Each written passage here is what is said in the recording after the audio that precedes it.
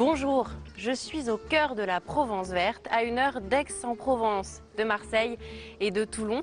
Je suis à Correns, qui se dit être le premier village bio de France. Mais c'est-à-dire, allons voir ça. Aux alentours du village de Correns, des vignobles à perte de vue. 240 hectares au total, où les grappes de raisins mûrissent à l'ombre des cyprès, bercées par le chant des cigales. Bonjour Fabien Mistre. Bonjour. Alors vous êtes président de la coopérative viticole, vous êtes également vigneron et là on est au beau milieu de votre vignoble. Voilà, exactement, je suis le président des vignerons de Correns. Et là ici, comme on peut voir, on est sur mon vignoble, mais c'est le cœur du vignoble corrensois. Correns, ou la conversion d'un village viticole au bio. Il y a 17 ans, le vignoble corrensois est mal en point. C'est finalement un peu par hasard que Fabien Mistre et les autres viticulteurs du village décident de supprimer engrais et désherbants chimiques. La cave coopérative allait mourir économiquement. Donc le maire du village savait qu'il y avait des aides européennes pour aider les agriculteurs à passer à l'agriculture biologique. Donc à ce moment-là, on a décidé économiquement de dire, au lieu de se faire absorber par une cave voisine, on part sur 5 ans avec les aides de l'Europe et on fera le point au bout de 5 ans si financièrement notre cave coopérative est encore rentable ou non. C'était plus par opportunisme et pour une question de survie que par conviction. Au départ, il y a 17 ans, oui. Après, environnemental, c'est sûr qu'on y pense tous, hein, mais, on veut laisser à nos générations futures une terre saine et propre. Mais à ce moment-là, on pensait à l'économie de notre village. Financièrement, il fallait encore faire vivre les 30 coopérateurs qui sont sur la cave. Aujourd'hui, 95% du vignoble corrensois est bio et les 30 viticulteurs récoltent le fruit de leur travail. Ils sont parmi les viticulteurs les mieux payés du département du Var. La cave coopérative de Correns, c'est une success story écolo. Avant tout, on vend notre produit parce qu'il est bon, pas parce qu'il est bio, parce qu'il est bon. Et après, on apporte le label AB. Pour bien faire, ouais. Il faut avoir la ligne propre. Ouais. On la tire un peu On la tire un peu, ouais. Et comme ça, on pourra peut-être plus là. Voilà. À quelques semaines des vendanges, c'est déjà l'heure des premiers préparatifs. La qualité du vin corrensois, qu'il soit rouge, rosé ou blanc, s'est améliorée avec l'aide d'un œnologue et du maître de chai.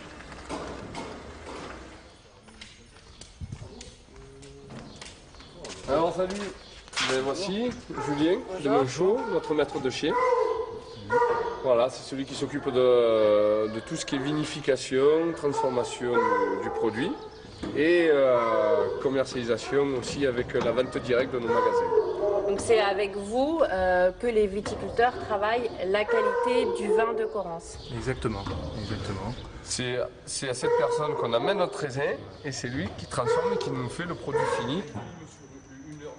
Depuis 8 ans, Julien de Monchaux, natif de Bourgogne, apporte son expertise et travaille en étroite collaboration avec les viticulteurs de la cave.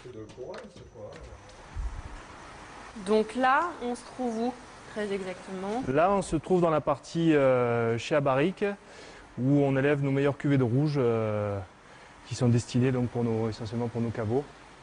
Et donc là, on est sur des vins très charnus, très forts, très puissants, typiques de la région méditerranéenne.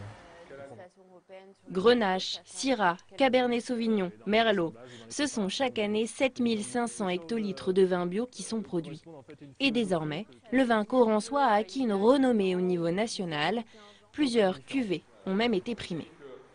Comment, au fil des années, vous travaillez à l'amélioration de la qualité du vin corrensois? Il y a eu tout d'abord un gros travail au niveau de la vigne et des coopérateurs, au niveau de la vendange, où on a tout un changement de programme, c'est-à-dire que les coopérateurs ont joué le jeu, on a sélectionné les parcelles, sélectionné les cépages, et ce qui fait qu'on a pu vendanger les raisins au meilleur moment, au moment où ils étaient en pleine maturité. chose qui n'était pas toujours le cas auparavant. Donc à présent, on a cette technique-là, on vendange la nuit aussi. Ça, c'est un changement radical depuis quelques années. Et alors le fait que les vignobles soient bio, est-ce que ça change quelque chose? Est-ce que ça apporte quelque chose au niveau de la qualité du vin? Alors au niveau de la qualité, par rapport au bio, au niveau dégustatif, au niveau goût, il n'y a pas de différence fondamentale. C'est très difficile de distinguer un vin bio d'un vin non bio en termes de dégustation. Après cela, c'est plus une question de philosophie, de choix de travail dans les parcelles, de ne pas utiliser certains produits, insecticides, pesticides, etc.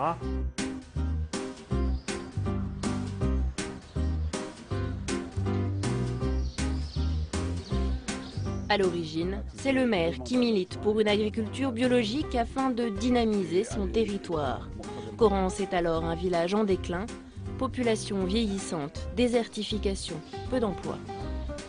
Les anciens disaient que quand les corbeaux passaient sur Corrence, ils se mettaient sur le dos pour ne pas voir la tristesse. Et ce qui est très drôle, c'est qu'aujourd'hui, on est dans un village où il y a la joie de vivre, il y a beaucoup de jeunes, il y a beaucoup d'enfants à l'école, il y a une dynamique économique et il y a un développement touristique également.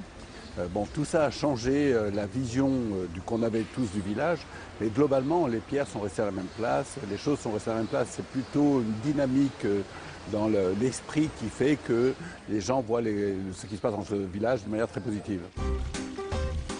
En 15 ans, la population a doublé. Corrence compte désormais 1000 habitants et la moyenne d'âge est de 45 ans. Dans un département où la pression foncière et démographique est très forte, la campagne est devenue un refuge. Le maire veut lui assurer un avenir et imaginer, penser la qualité de vie de ses habitants.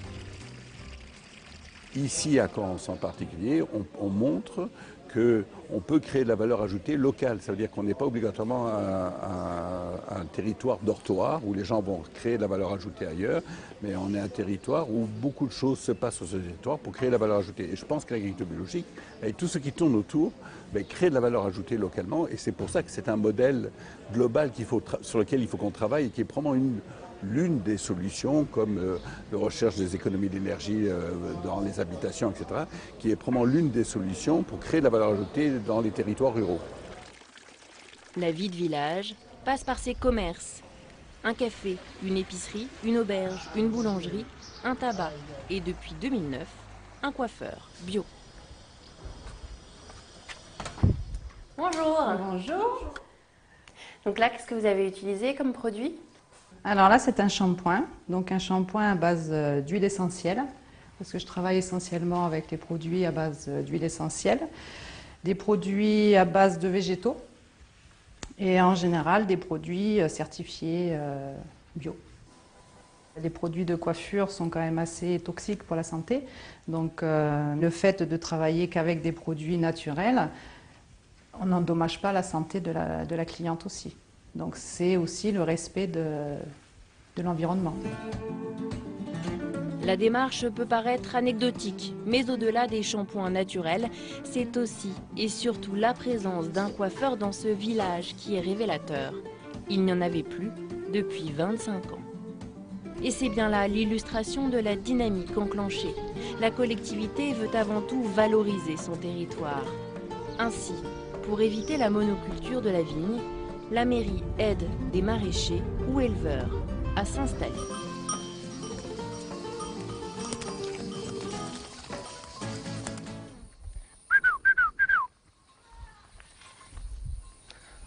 On ne dirait pas qu'avec un temps comme ça, dans 2 heures, on va se prendre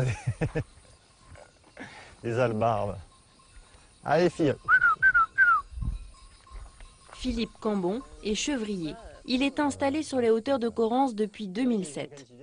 Dans le cadre d'un développement durable, installer un éleveur bio présente un avantage certain dans une région régulièrement ravagée par les incendies. Vous élevez vos chèvres, vous en faites du fromage, Tout à fait. Mais il y a une utilisation d'utilité publique, Oui, exact. c'est le débroussaillage. Le débroussaillement. Expliquez-nous un petit peu. Parce que c'est des ruminants et que ça mange, donc ça sort et ça entretient les pistes, quoi. Alors par contre, il faut que ce soit un débroussaillage contrôlé, surveillé. Voilà, c'est surveillé pour ne pas le laisser trop longtemps sur le même endroit pour pas qu'il y ait du surpâturage, parce que là ça produirait l'effet inverse, ça nuirait à la végétation, parce que ça mange tout une chèvre. Donc en passant régulièrement, mais en ne les parquant pas constamment au même endroit, c'est un outil redoutable pour la prévention des incendies. La conscience de la terre, de l'environnement, c'est une évidence pour vous? Ben oui, tout à fait. Tout à fait. Mais c'est pas une évidence pour tous les agriculteurs. De moins en moins, ça va dire. Les agriculteurs, je pense qu'ils ont pris conscience du mal qu'ils ont fait pendant des années, ou qu'on leur a fait faire, quoi. Et je pense qu'il y a beaucoup de gens qui maintenant ne font pas n'importe quoi, ils sont revenus en arrière sur les méthodes de travail qu'ils avaient, quoi. Voilà. Correns, village pionnier dans le bio, aimerait que son modèle puisse se généraliser. C'est la fin de cette émission. Comme d'habitude, vous pouvez la retrouver sur notre site internet publicsena.fr. Moi, je vous quitte de la tour de l'horloge sur les hauteurs de Correns avec la devise de la ville. Elle est signée Albert Jacquard. Être conscient que demain existera et que je peux avoir une influence sur lui est le propre de l'homme. Je vous laisse méditer. À très bientôt. Ciao.